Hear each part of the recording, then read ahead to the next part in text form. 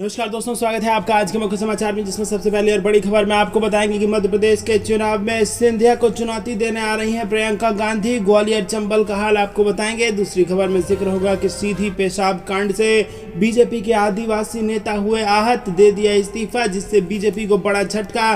तीसरी खबर में जिक्र होगा लोकसभा चुनाव 2024 का, यूपी को लेकर गंभीर हुई कांग्रेस, शुरू की बूथवार तैयारी, 12 जुलाई से होगा मंथन। इसी के साथ चौथी खबर में आपको बताएंगे कि हिंसा की होगी विस्तृत जांच। पश्चिम बंगाल में राज्य चुनाव आयुक्त बोले जल्द करेंगे दोबारा मतदान पर फैसला। और पांचवी खबर में जिक्र होगा कि दिल्ली में 41 साल बाद रिकॉर्ड बारिश, केजरीवाल ने रद्द की मंत्रियों अफसरों की छुट्टी, ऑन साइट करेंगे इंस्पेक्शन। दोस्तों, हर एक खबर की गहराई में आपको ले जाएंगे, लेकिन उससे पहले अगर आपको भी ऐसा लगता है कि 2024 में बदल रही है देश की सरकार और मध्य प्रदेश में कांग्रेस की सरकार वापस आ रही है, तो कमेंट में अपनी राय जरूर बताइए। वीडियो लाइक करना मत भूलिएगा और चैनल को सब्सक्राइब करके बेल आइकन दबाइए। रुक करते हैं सबसे पहली और बड़ी खबर की तरफ। ज्योतिरादित्य सिंधिया को चुनौती देने आ रही हैं प्रियंका गांधी। जी हां दोस्तों, आपको बता दें कि मध्य प्रदेश में इस साल के अंत में विधानसभा चुनाव होने वाले हैं। इससे पहले प्रदेश की राजनीति गर्म हो चुकी है। पिछली बार कांग्रेस के लिए वोट मांगने वाले नेता ज्योतिरादित्य सिंधिया पर सबकी नजरें टिकी हुई है और इस बार वो भाजपा के द्वारा किए गए कामों को जनता के बीच लेकर जा रहे हैं और पार्टी के पक्ष मतदान करने की अपील कर रहे हैं। इस बीच मध्य प्रदेश में कांग्रेस अब पूरी तरह से चुनावी मोड में आ चुकी है।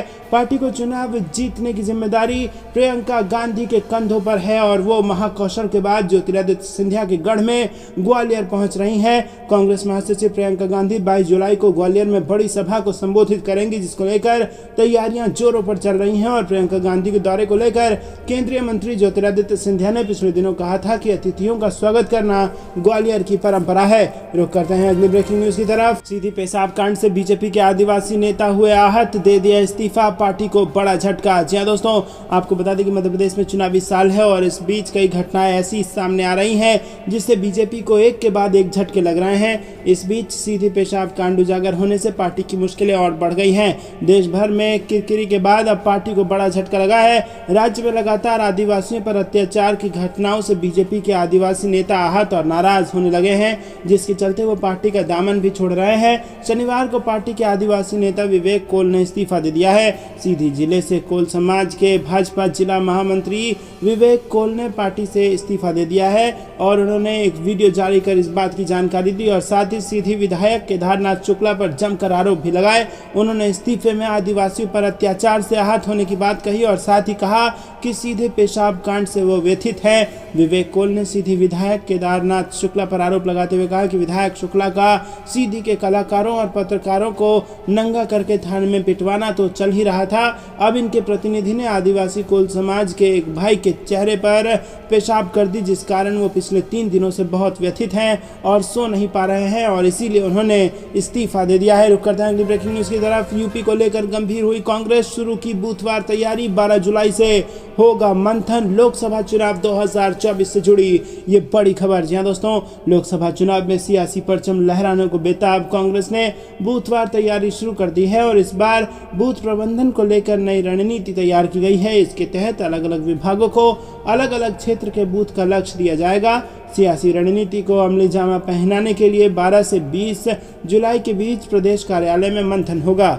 लोकसभा चुनाव से पहले दलित और मुस्लिमों के बढ़ते रुझान ने कांग्रेस का उत्साह बढ़ा दिया है और यही वजह है कि पार्टी के नेता मुख्यालय पर बैठने के बजाय जिलों में पसीना बहा रहे हैं और प्रदेश अध्यक्ष बृजलाल खाबरी ने जिलेवार संविधान बचाओ संकल्प सभा शुरू कर दी है। तो पिछड़ा वर्ग विभाग की ओर से मंडलवार जातीय जनगणना कराओ, पिछड़ा आरक्षण बचाओ सम्मेलन शुरू किया गया है। रुक करते हैं अगली ब्रेकिंग न्यूज की तरफ। पश्चिम बंगाल में हिंसा की होगी विस्तृत जांच, राज्य चुनाव आयुक्त बोले जल्द करेंगे दोबारा मतदान पर फैसला। जी हां दोस्तों, आपको बता दें कि पश्चिम बंगाल में शनिवार को पंचायत चुनाव के मतदान के दौरान हिंसा में अब तक 12 लोगों की जान चली गई है। बंगाल राज्य चुनाव आयुक्त राजीव सिन्हा ने शनिवार को सुपरवाइजर और रिटर्निंग अधिकारियों से रिपोर्ट मिलने के बाद वोट से छेड़छाड़ की शिकायतों पर गौर करने और हिंसा वाली जगहों पर फिर से मतदान पर निर्णय लेने का वादा किया है।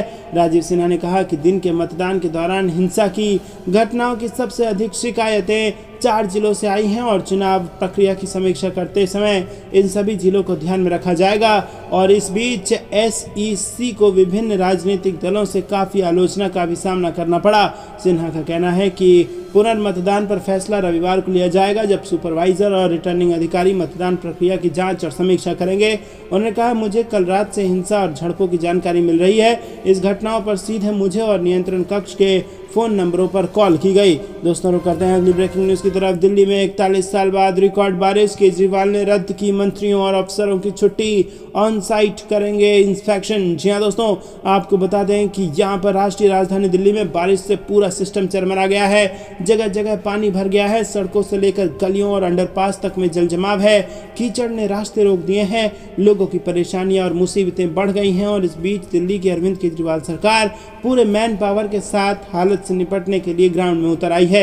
दिल्ली सरकार ने सभी विभागों के अफसरों की रविवार की छुट्टी कैंसिल कर दी है और इन सभी अधिकारियों को फील्ड पर रहकर व्यवस्थाएं दुरुस्त करवाने का निर्देश दिया है।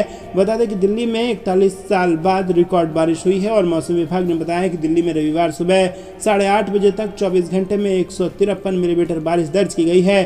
1992 के बाद जुलाई में एक दिन में रिकॉर्ड बारिश हुई है और चुनौतियां बढ़ने पर सरकार एक्शन मोड में आ गई है। सरकार की तरफ से कहा गया है कि संबंधित अफसरों को समस्याग्रस्त इलाकों में जाकर निरीक्षण करना होगा और रास्ता सुगम साफ सफाई करवाने के लिए कहा है।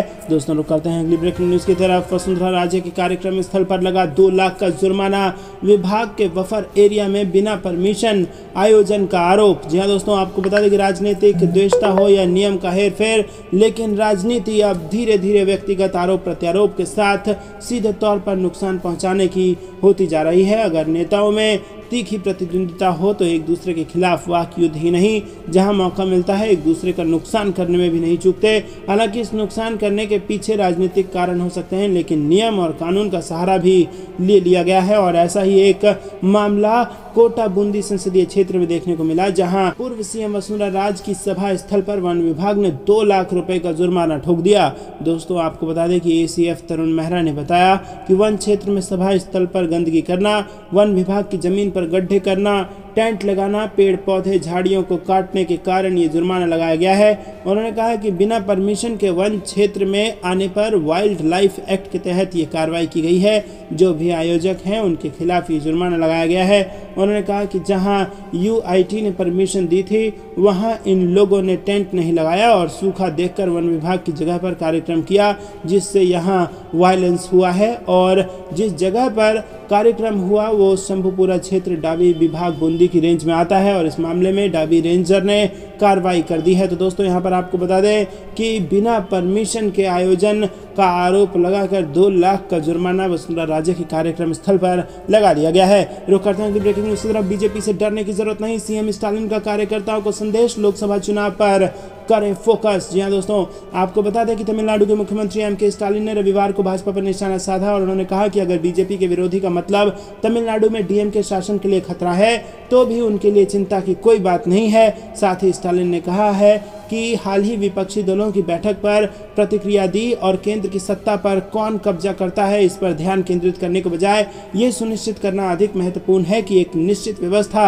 जारी न रहे। और उन्होंने विपक्षी दलों की अगली बैठक का जिक्र करते हुए दावा किया कि इस तरह के घटनाक्रम से आमतौर पर भाजपा और विशेष रूप से PM मोदी नाराज हैं। दोस्तों, आपको क्या कुछ लगता है कमेंट में जरूर बताइए। वीडियो लाइक करना मत भूलेगा। ये थी दिन भर की सारी जरूरी और बड़ी खबरें। जानने से पहले वीडियो को लाइक, चैनल को सब्सक्राइब और बेल आइकन दबाकर कमेंट में लिखे जय हिंद, जय भारत।